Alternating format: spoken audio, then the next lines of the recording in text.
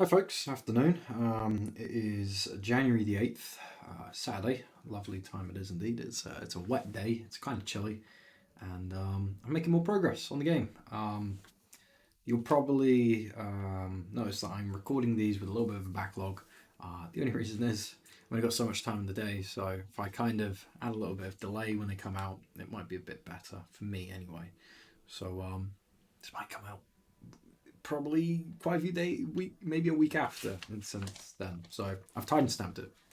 I hope, yeah, everything's going well in my regard. Busy week.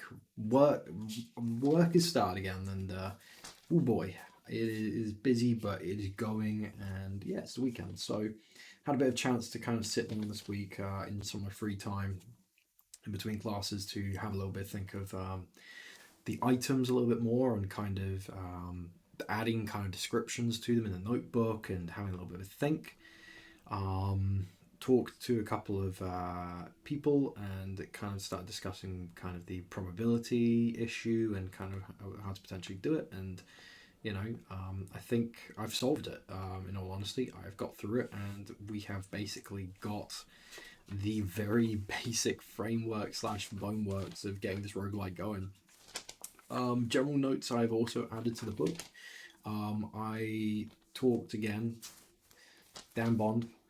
We talk about this game quite a lot, but we were talking about interactables and how they potentially might work. And when I mean interactables, I mean more my gamble bots. So basically this idea of a bot that does slots. It's very Binding of Isaac. You put some money in, you get something, you might not get something.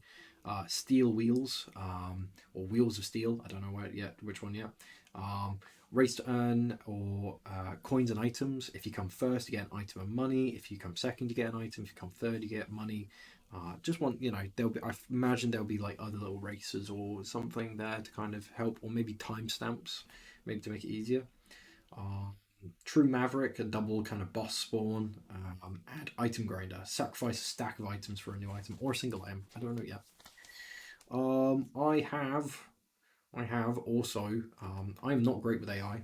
I'm actually one of my weakest area, but somebody did point me on one of the discords I'm in to basically a AI system, and I don't know if I'm going to fully use it yet. It's called Viz AI.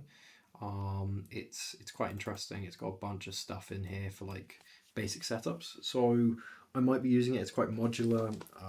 I don't know yet, but I have planned out the basic enemies and elite enemies, but I think I'll talk about them at a later date. The real kind of interesting bit is kind of solved kind of the first kind of problem. So again, we've seen this chest before, but now if I kind of come over and I press E, we see an item and we get spiky bits. Spiky bits basically, when player rams into kind of other enemies, it will deal damage to that enemy and then go on a cooldown. Again, if we spawn another item, we get ram plate, so that's armor up. And again, I've got to really kind of change how these chests potentially work. We got a low rider. Now my luck's probably not going to be here. There we go. I picked up a legendary way too quickly, but there was a legendary there. There we go. There is superheated magnets. That's an uncommon item. And there's round plate again. So etc, etc, etc. So what is actually happening here? Well, inside the chest there is this nonsense, and it's kind of simple. It's not super crazy, and yes, I could potentially use maybe an algorithm, but quick and easy dev. I'm a designer at the end of the day, so let's get things working. And I will talk to programmer friends who are watching this. You've got like some really cool algorithm ideas, potentially do item drops. Let me know. But if this is a sensible approach, go from there. So basically, there's a dice roll. The dice roll compares for a legendary chance and an uncommon chance. So about 5%-ish for the legendary, about 35% chance for an uncommon, and the rest is all common items. When we've decided what we've got, and let's say we've got a common item, we come down to here to the common items array, and basically it has all the potential common items in there. Now, I'm in two minds about this system. I don't know if I'm happy with it yet, but I think the general purpose and flow's there. Like, I think it works in my head, and by the looks of it, it works in game. So I don't see a problem with this. What it does is it goes, right, in the side of this array, there's a bunch of items in here. Pick one using that random int range and go from there. So that's the kind of very basic idea of this. kind of going through a little bit, and apologies, I'm okay at management stuff. I try my best, but there are now these set areas for the items. So, for example, all the common items are in there, and yes, they do need models or they need sprites or something to kind of show them off. But generally, you can go into, let's say, the RAM plate. You can open up the good old full blueprint editor, and you can go to the component and go, right, it's a RAM plate, it's common, it's item descriptions, armor up. What does it do? What's the stats in there? Realistically, should be that.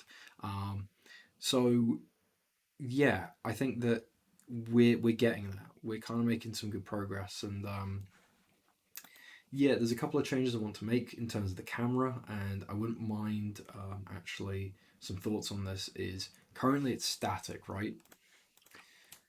And I kind of like this camera angle, but I also don't. And you'll come into issues that the level will have to be set like this. This is it. This is how the level will look. And if we kind of start thinking about this and going behind items and stuff like this, I don't think it's going to work in the long run.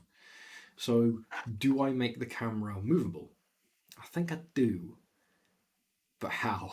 That's the really big question I have right now. How do I do it? Both in kind of a sense of blueprint scripting, but more sense of a design area of, does it follow the mouse? Does it follow where the car's facing? Is it a bit of both? Does it reset at a certain point to like this camera angle? My long and short answer is I don't know. But I have been playing around with a couple of ideas. In terms of, do these items add stats? Technically, yes, they do. So when the item is picked up, essentially it does this spaghetti. I apologise, it is spaghetti, and I apologise for my dingus calling here because I was a dingus. I was messing up a bunch of times. But yeah, I think that we've got the basics there, and we need to kind of work out this math in a little bit more detail. It's adding a bunch of stuff, setting it over here, and going from there. So we're getting there. We're getting there. We're getting there. And I'm really happy with the progress with this. So yeah, we'll see where it goes. And again, I'll probably roughly see you in a week ish for another update. Um, yeah, I hope you have all a good day and keep rocking on.